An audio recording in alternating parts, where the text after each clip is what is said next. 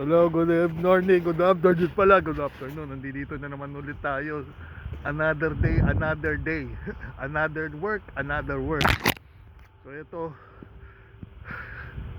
last week pang ano tayo, pang umaga, 6 to 6.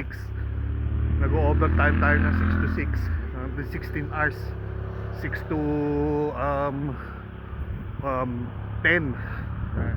Grabe, ang hirap.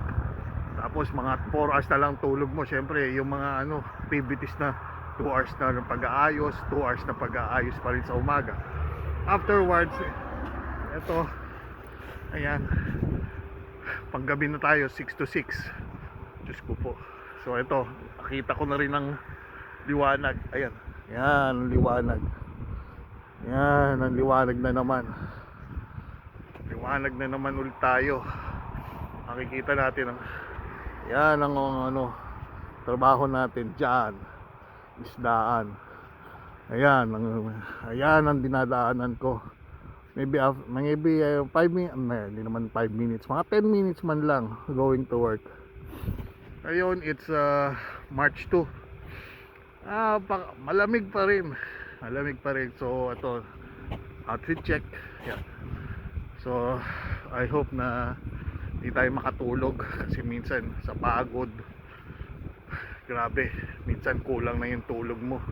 At yung magbabrowse ka ng YouTube o something else para ma-relax ka lang, minsan nanonood na lang ako, mababagsak ko na yung cellphone ko . So ayan, yan ang buhay natin ngayon. Ganun ang nangyayari. Mostly ganun nangyayari yung cellphone, manood ng konti. Minsan iba oras ng Pilipinas, minsan hindi naman makausap yung iba. Anyway, ganito lang buhay. Makikita ulit natin ang ayun, ito, it's a Sunday.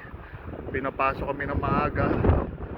And ayun, yung buhay natin, trabaho lang trabaho. Tapos meron tayong goal ngayon, this March dapat maka 300 plus hours.